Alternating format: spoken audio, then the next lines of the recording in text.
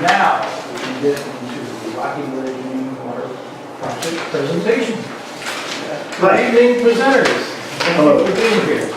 Thanks for having us. Absolutely.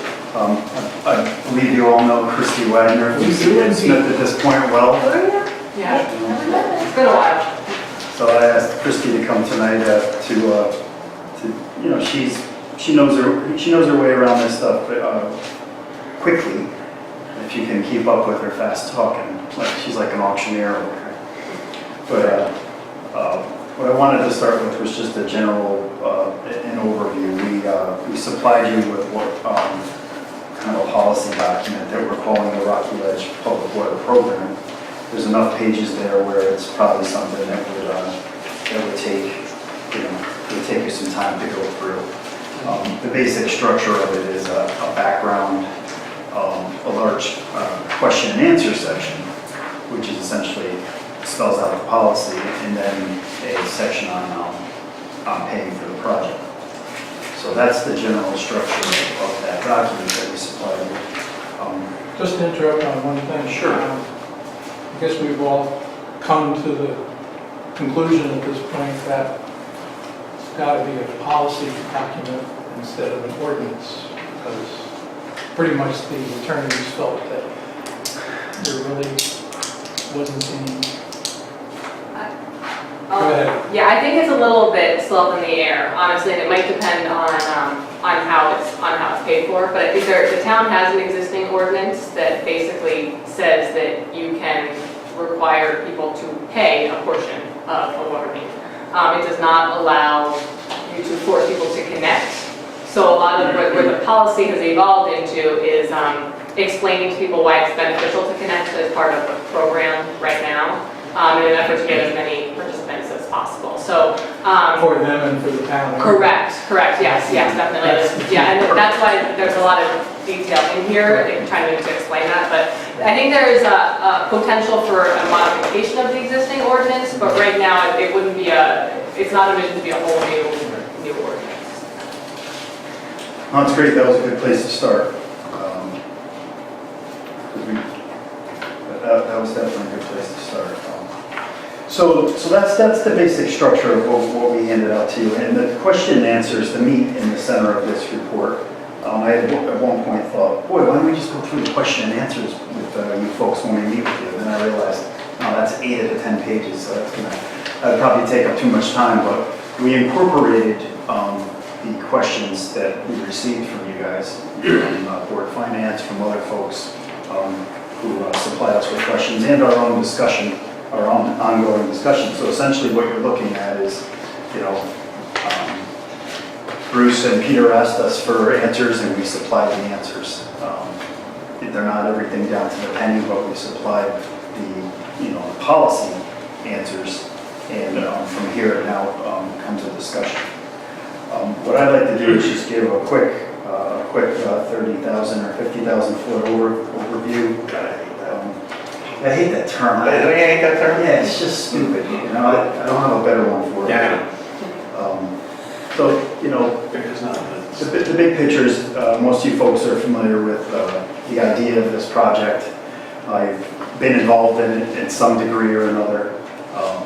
And it's 122 properties in several streets off of Route 1. We brought some off of Route 81. We brought a couple of maps from the facilities plan that show how it's actually 3 sections with a horse farm and a couple of homes in between the sections. But they're immediate west of the high school. Here's high school area, we've got Rocky Ledge Drive, Oakwood Lane, Margot, Woodland Drive, Happy Acres. Yeah, that's essentially It's good to look at the map every once in a while, because frankly, I forget who's in, who's not. We jumped over Stevens Court. Right, newer, bigger lots, Right. not the same issues, yeah. That's a good way to look at it. So, you know, where did this come from? This comes from what we're calling study areas that we call them needs areas. They go back several versions of facilities plans and correspondence with DEP going back into the 90s. And this is one of the ones that we've been tasked to work on, and it is now turned into the potential town project, which will have public health benefits in addition to helping the town out. And all that's spelled out in that policy, and I don't even want to try to sell you guys on the project, because I don't think that's the best use of our time tonight. But I wanted to say that, let's see, the consent order talks about a community pollution problem, which is, we have documented up in this area. And DEP, through discussions throughout the years, has made it clear that they're not just looking to enforce the state's public health code. They're looking at areas that are going to be a problem and become more of a problem in the future.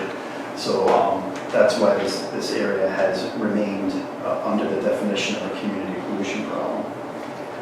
As most of you know, these homes are on relatively small lots that were built with both wells and septic. So when you look at it on that map view, even just looking at the one map, you see that, the scales are, Which is good. well, 1 inch equals 100? 1 inch equals 100. So picture those lots and then try to picture 75 feet between not only your well and septic, but your well and your neighbor's septic. Pretty small Vice lots. versa. It gets pretty tight. And we have documented coliform and nitrate contamination of wells that we've representative sampling we've done up there. So DEP agreed that an effective solution to the groundwater contamination problem and also to handling this administratively for the 1997 consent order would be this idea of running drinking water up there, which would allow modifications when and as necessary to these septic systems by eliminating that 75-foot separation distance. That was a good deal, we'll say. That was a concession by DEP, and the reason was this. Looking at a map of the town, this area is sort of isolated from the other areas, and it would take a lot more infrastructure to connect sewers from this area to a centralized treatment plant that could also serve other parts of town. So when you look at the geology, you look at the history, you look at the size of the lots, you look at all these things, you look at the well contamination, this becomes its own unique animal compared to the rest of town. You can't apply this type of approach to the other areas in town. And DEP has agreed, and DPH has agreed, and CRAD has agreed once they've seen our plan that it makes sense. Let's see. The design is essentially complete for this water main project. That's something that you folks approved, and the town went ahead and did the work, and they have a design essentially in hand that has been coordinated through Peter. That plan includes work on each of the properties to connect the residents to the public water supply. That was something that we thought long and hard about, and it was determined that was a way to accomplish the goals. We have big goals here. One is satisfying the DEP. The DEP is not going to be satisfied if 3 or 4 people hook up the water, and the other was to make sure that the project gets done. And you need to be able to show that the project's going to get done in order to have Connecticut water. Bless you. To have Connecticut water at some point Contribute. can maximize their contribution. Right. So, And so you created different scenarios based on those contributions. yeah, we did, and that was, you have the policy right now. Just from we'll just talk about timeline first, and then we'll get into that. This was originally envisioned to be part of the appropriations package that the town was putting forward for this in this most recent budget, but was ultimately pulled out to give some additional time to formalize all of this information that is necessary in order to allow people to make an informed decision. And so we've done that. It's in your hands. And what we're doing now is we're working back from an anticipated bond financing package and question in the fall to come up with a vote at the same time as the election. So the State Department of Health they were a little ticked because they have really strict, they have really strict schedules that they follow, but they've agreed to keep us in this state revolving fund funding, the 2% 20-year loan on for fiscal year 17-18, whereas we originally had hoped to get this approved and get the work started this year. And that's all provided that they accepted our reasoning, and our reasoning sounded sound to them, wanting to get the information and all the questions answered. It made it seem more viable to them. So they were satisfied with that explanation. So right now, they are expecting us to be able to get this thing approved in the fall and executed during the 17-18 fiscal year. And we believe that doing so is critical due to the financial climate in general. We have what is a pretty sweet offer, at least in my personal opinion, and I believe everyone agrees that 2% loan from the state, any help from the state with a potential grant component is that get it while you can, as opposed to expecting it to be there later. That pile of money has been cut in half once, and I imagine now will be through attrition will likely become less and less and less until it becomes a much tougher job for us. So questions and answers are all in your handouts, and what I've asked Christy to come and do is explain her table.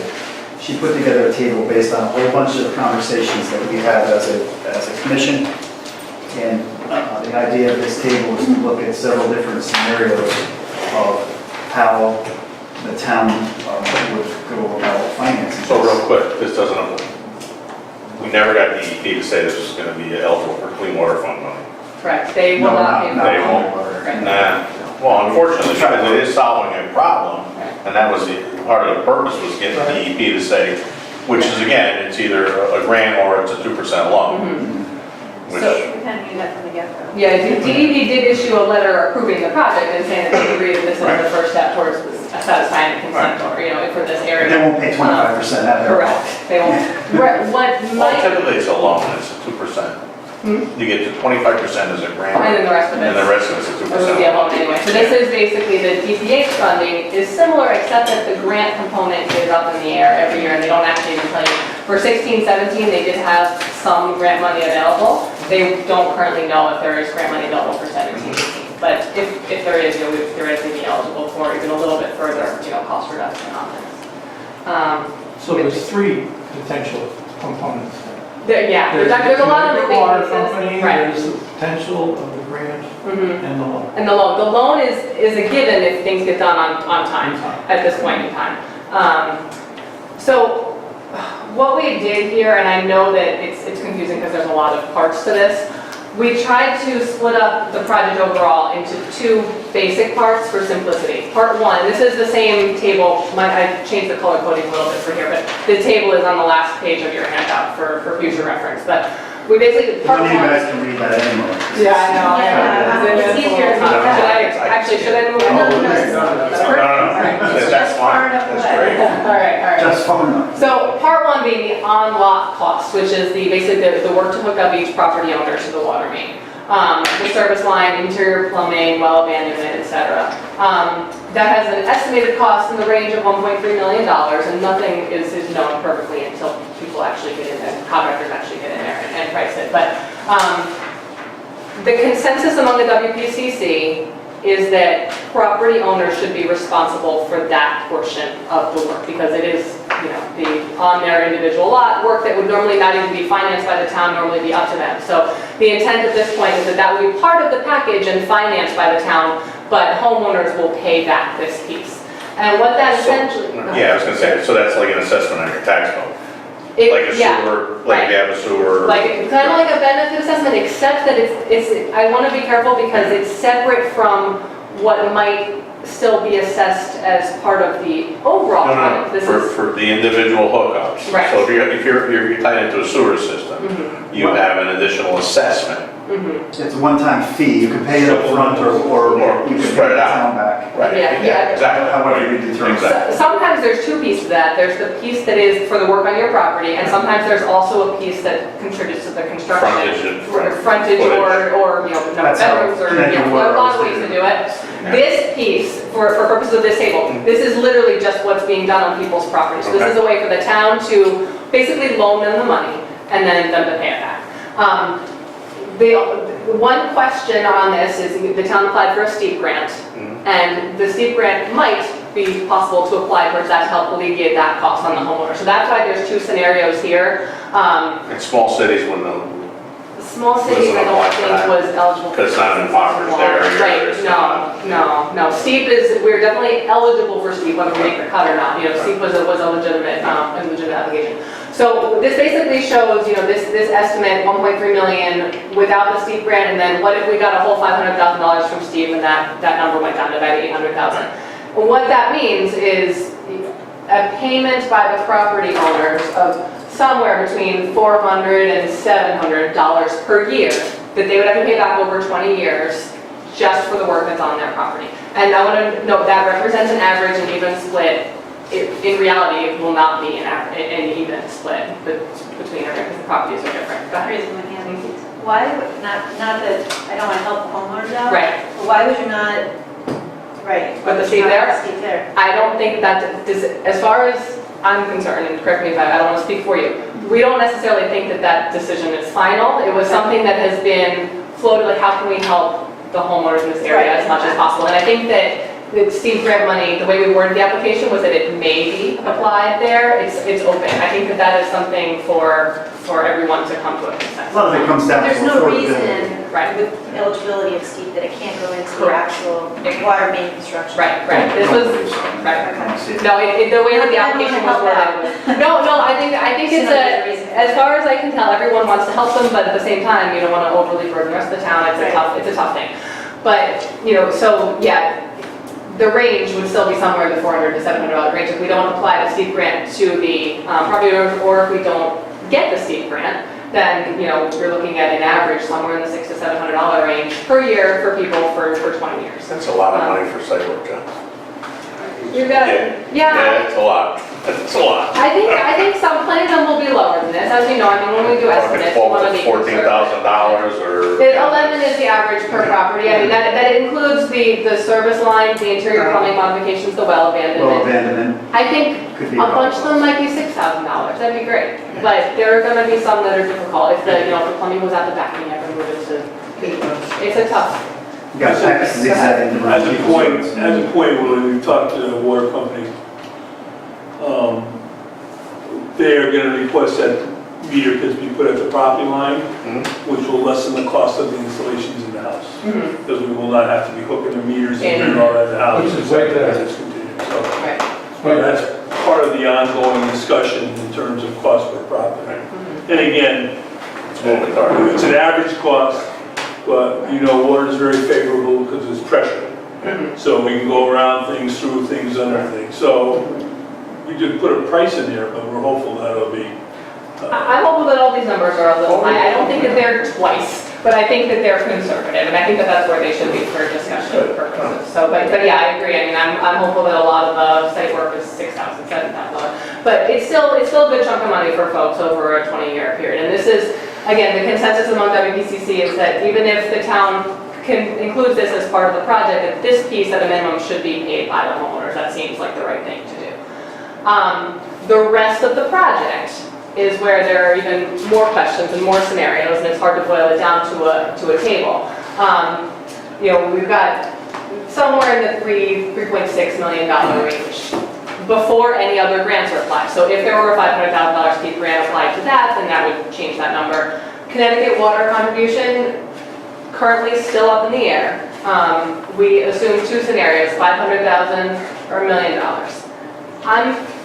I have a feeling that it'll be upwards of $500,000. I don't know if it'll be upwards of $1 million. They really, other than muttering things at prior meetings, I don't think we really know at this point, right? They've said multiple times that they're working on it. Right, is that? Well, Pete and I recently met with them. It's actually sounding better than we initially thought. In terms of number or in terms of doing it? No, in terms of the The number. number, that's good? They So, indicated that there was at the very beginning, there would be more. right, again, They so these promised, are conservative. they promised I think they to let- give us they let various some things. scenarios Right. based on the number of folks committed to. Based on the numbers they were giving, we were very encouraged. Good. It's It's better very to be, briefly, they're basing it on what they're doing on Mulberry Point down in Guilford. Mhm, But there's a whole sequence that has to go through Pura because it's all based on that new law. mhm. So they are using Guilford as a test point, but we actually may become a test point because we seem to be progressing at a faster. Faster, yeah, we're ready as soon as they are. But the numbers are Better? That's great. So maybe we should mostly look at this $1 million number and it's even, I would. we can help. I would go with higher than Let's, you know, again, trying to be conservative on all these, but if we want to just look at this for simplicity, let's look at the whole table. You know, if we assume that Connecticut Water gives $1 million, we put out two different possibilities for this. Basically, does the town pay 75% and the homeowners pay 25%? Or does the town pay 100% and the homeowners are basically capped at their on-lot costs because that's still a lot of money? And those are just the homeowners who are hooking up, or Hooking the up. homeowners who could potentially hook up. I think in this case, if we did a split, I think the existing town ordinance would allow anyone who is being provided with services that they don't hook up, you could charge us for that. That's how, right. So the takeaway here is that, you know, assuming that all these numbers are in the right range, you know, if the town pays 75%, the town annual payment, assuming a 20-year 2% interest, would be in the neighborhood of $120,000. And each property payment would be an additional, yearly payment of $300. So another, you know, $5,000 or so on each property. On top of the 400. On top of what they already On have. top of a water. On top of the new water bill. Granted, they're losing their well, you know, and they need to pay for that, but this is still, it's a substantial number. I think at this point, the WPCC seems to be leaning towards, you know, can the town pay for everything other than the on-lot cost? And, you know, to minimize the burden directly on those homeowners, because it's just a tough situation. They don't have access to reliable drinking water. And So, when you sit down and do the math, you look at, you know, these homes are worth this much. You know, here's the burden that we're putting on these folks themselves. Plus, they're sharing in paying for sewers, they're sharing in paying for the whole water. You may mention here increased property value, this thing, but do we really know a tangible number? that's a very hard thing that's for a water. moving For part. water, that's a very hard thing. Yeah, well, your taxes, your property value goes up, so do your taxes. Yeah, so, and we talked to at least one appraiser who said they don't see much increase in water, and then another appraiser said that they do. So I think that would actually be a sticking point. If the consensus by this board is that the town should only pay 75% or some other number, this number that the homeowners have to pay, this is what would be called in the sewer world, their benefit assessment. And the regs aren't exactly the same for water versus sewer, but I think that if this $5,000 per property is more than the increase in property value that people are getting by having water, I think there could be some controversy over trying to charge that number back to them. So, If you were to use that same model. right, and it's different because those are sewer regs and the water Yeah, regs aren't the It's not in the same. state regs. Basically, it doesn't exist, the water reg, but it's a parallel, it's a reasonable. I think the actual sewer line increases property values more. Correct. Considerably, because it allows for potential development or increased development, whatever. Right. And that's also just because the Clean Water Fund regs were written to allow for that. Right. There are no water regs that directly address I think this. it's just a selling point. I don't think it really increases the So, value. yeah, so even if you can't put a number on it, selling point becomes a number when you talk to real estate agents who say, I have trouble selling these homes. Yeah, Right. But that gets even more basic. That's, I have trouble selling these homes because there's not reliable drinking water. And that's the importance behind the project to begin with, is keep it outside the dollar. FHA loans. It's a health and all and that. safety issue. Right. Somebody comes in and tests your well, Part of your inspection. We There did you go. have one installed part There you of FHA because of the well testing. FHA, yeah, you can make it hard. so you're not looking for us to approve anything tonight. I don't, No, no, yeah.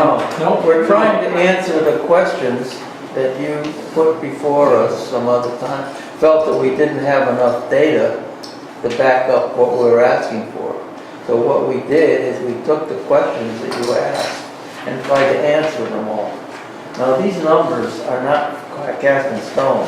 If you people or the Board of Finance want us to come up with other means of financing, we're certainly open.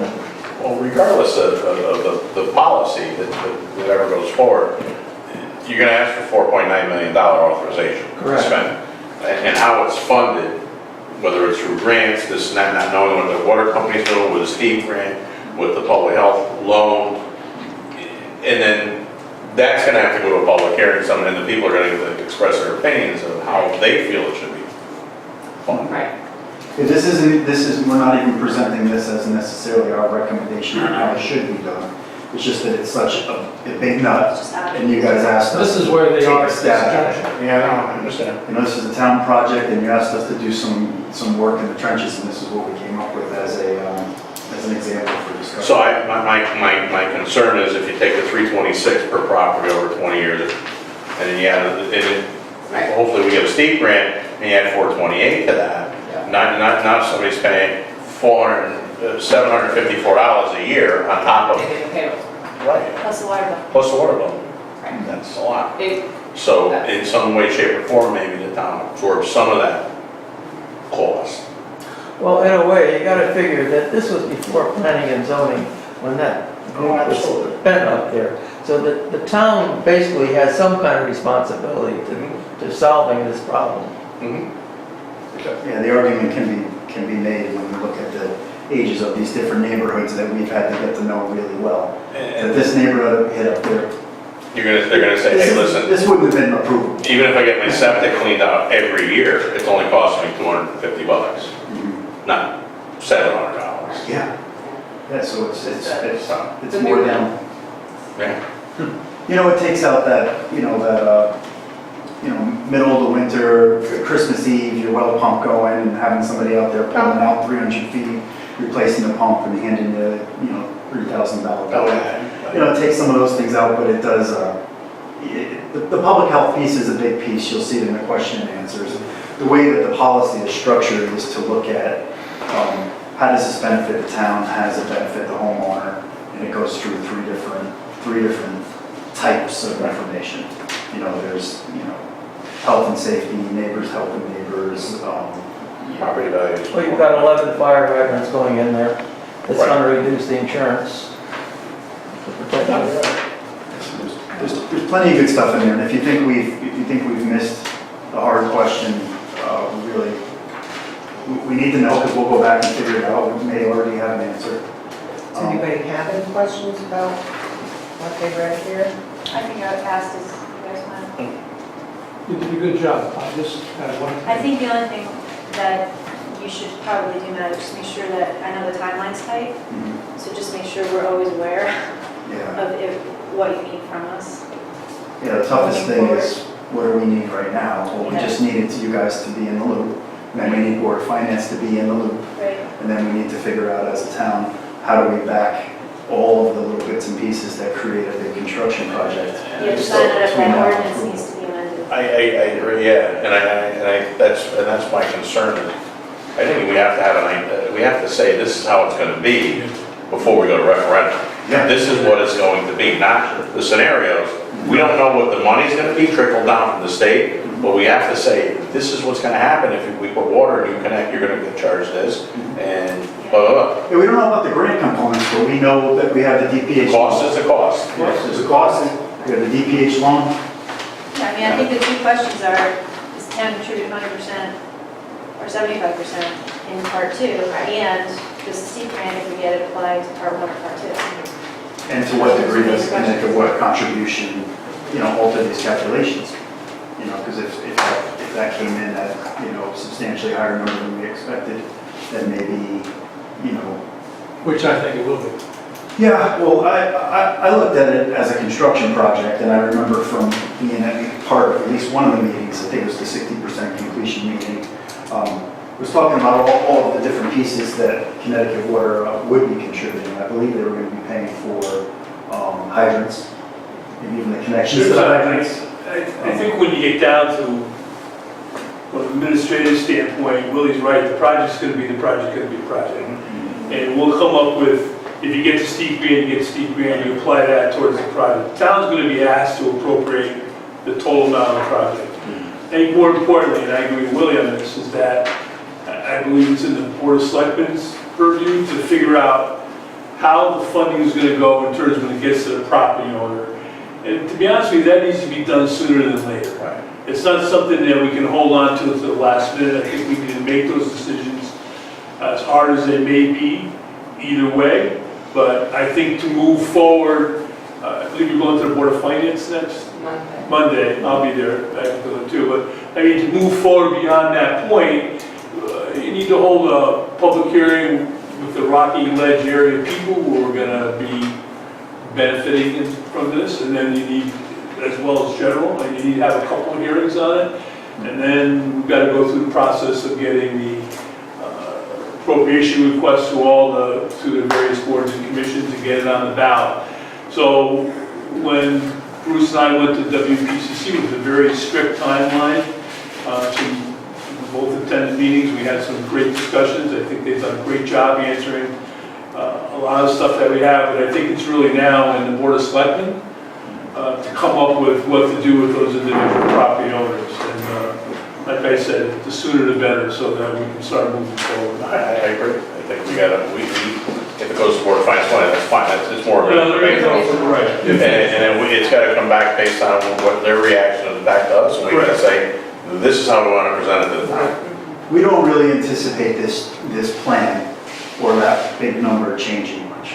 So we all need to accept that. It is what it is. Yeah. And the supplemental funding funding is just less that the town's Just gonna have like that, to borrow. absorb. And I think all those pieces are in the policy and they sweeten the story. The story is we have bad water, we have a consent order, and we have a project here that will alleviate it that's been approved by the state. And then when you look at all those other pieces there, you can see, boy, this actually may benefit the whole town. Right. As opposed to, just one number divided by a number of homes. The bottom line is we have to get good drinking water to people. If we were to sewer that area, it would cost twice this amount of money. Twice what we're doing. Why? I didn't wanna ask that question, because I already know the It answer. is. Yeah, I twice. don't wanna put you on the spot, I know. It's harder construction, you gotta pump it, you gotta treat it. The maintenance. This is, yeah, Annual everything. costs. Maintenance This is a Everything. long Go away. way. It's a long This way. is Right. an excellent solution. if I say that. We will enter into I know, a long-term maintenance agreement with the water company, who's responsibility. Yeah, they'll take over. For the mains forever, basically 60 years, I think they're talking about. So I think from that standpoint, once we complete the project and turn it over to the water company, town has no further maintenance requirements on it for the duration of anything. So as opposed to a forced sewer system, which you would have to put up there, which you would have maintenance from day one. Right. So I think from an economic standpoint, it makes perfect sense. We're gonna have to go through and see and try to convince everybody that we need to do this, but I think from a planning standpoint, I think we've got a pretty solid plan with some details with the water company that we're ironing out, but they're only to benefit the town, and clearly, the amount of people we hook up is tremendously proportional to the amount of money that we're gonna receive from the water company, so, Why we need to get this possible. based on our discussions, so. The more the merrier, believe me. I think it would be helpful for the whole process. I've been told a week or two by Connecticut Water, and I know they told you guys the same thing. And I know that this is a big thing for them. It is literally a sea change in how they structure these types of projects. They have their one test case, and now their next test case, and they're working out the economics of it. And they're using the Pura money, which is a big deal for them. That's the key to this whole thing. That is the whole key, that they're now being allowed to use that Pura money Correct. versus saying, how in the world did our 122 homes gonna make it work out? Changes everything, Yeah. formulas, everything. Because you're bringing, for them, it's similar to replacing mains for health reasons. It's extending mains for health reasons, was the way it was explained to me. Good. We have our DEP representative will be at our next meeting. So if any of you would like to attend and ask DEP of any questions about this project, or what the ramifications of possibly not doing this project might be. I am well You're aware. Familiar with that, just about like, Well aware. It'd be a good meeting. It'd be a good meeting for Connecticut Water too, because I know you mentioned that Connecticut Water wants to be involved with our meetings and discussions regarding this topic. I'd like to see what the Board of Finance says on Monday, and then come back either next week or a week after and make a decision. Yeah. Water companies offer to attend public hearings. Anything, any meetings we have, I'd be happy to send representatives to be part of those meetings. And if we can find out if we can actually amend the ordinance Yeah. to include this instead of a policy. A policy is Yeah. policy. But here's the It's problem. not enforceable. Well, Here's the problem, Here's the problem. Yeah. we had two different attorneys. We had a town attorney, and we had, Shouldn't be going on WPCC. and they couldn't agree. Some things you can and some. I think they ultimately did. I think it was more, I you know, don't we thought that think the they- ordinance was. I disagree. They said you're better off with policy. Yeah, policy is not enforceable, unfortunately. Right, no, but I think that's where they both Part of lost it is it, a right? Well, they both ended up going. Right. That's where they both ended up. So it gets to be delicate, because we need is, you know, there's some tipping point there. Yeah. You know, we can't have 50 people connect to the entire project that doesn't work out, and you end up with a boondoggle on your hands. So this actually has to work, and the only way that's gonna work It's is just that there's no precedence for an ordinance, so we have to find another way to do it. well, the whole idea, you know, that's been discussed is to say, here's the program that the town this is what the town is doing. Correct, Here's how it benefits you, correct. and this is, you know, this is what we need you to do in order to see Not this like to do a forward. contract with each individual owner. That's actually covered. That would then, yeah. Yeah, there's some covered in there. downside if you don't do Yeah. this. There's definitely some downside if you were It to would be choose to assignable not to the do it. next owner. Questions 2.6, 2.7, and 2.9. I'll read my questions. 2.6 to 2.9 really talk about, you know, Yeah, how it's all to addressed there. explain the benefits and the drawbacks, the benefits of connecting and the drawbacks of not. Right. But that's a challenge that all of us are gonna have to rise to if this is a project that we wanna do. It's not WPCC, it's not DPW, it's not Board of Selectmen, it's The gonna way be a concerted the effort. way that's answered is very good. Well, it takes a while to digest it. There's a lot, there's a lot of detail in there. A lot of moving parts. There's, a lot of this is similar, we got all of our ideas together and then started looking for other projects around the state and talking to those folks and looking at their policies and programs and procedures, you know, and made sure that ours didn't miss anything that they had spent time thinking about. So our policy now includes all of our good ideas and all of their good ideas. Good. You know, so if you Google this to your heart's content, you'll find some similar ideas out there. Do you know offhand when your next meeting date is? 27. Thanks. 27. Thank you. The water company representative, you said that they would like to start attending the meetings in general? They are, in our discussion with them is when we start going public and having public presentations, they would like to be involved with. Oh, okay, not at work. No, they, Okay. Do you have, well, if you can send me a contact for that and an email. yeah, Bruce, we'll get you. Sure. They want to, because I think they're going to answer some of the questions that you would be answering, but they'll answer them from they're really working hard on their numbers now. So they want to be part of the overall emphasis on what we're doing and the positives and how it's going to affect the homeowner and what happens with that. I've been looking forward to that dialogue for a while, and I'm glad they're at the point where they're starting to get serious. I will tell you. They have experience They in do. all the things that we're trying to do. And that's what he says. And you know, and I'll be honest with you, and I think Bruce would say the same thing. Our meeting was a very positive meeting from They're actually- many different standpoints. Yeah, they're actually very excited, especially now. You're a With leader. Europe wanted to and be what's real. finishing off in Sure. Guilford, the time is good. I know the program and engineering Yeah. sides of the company are very excited.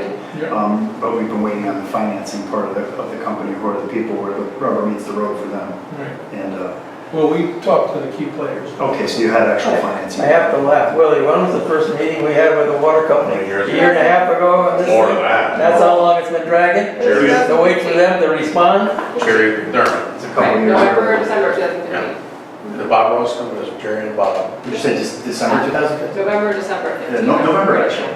No, it was before that, because I was still there. No, it was right before the election. It was right before, I think, yeah, right, November, right. We've done a lot of work since then, so. Yeah. Very good, thank you. Anybody else have any other questions? You want to go on an agenda? We'll come back, if there's anything you want, or anything that comes to mind, just holler.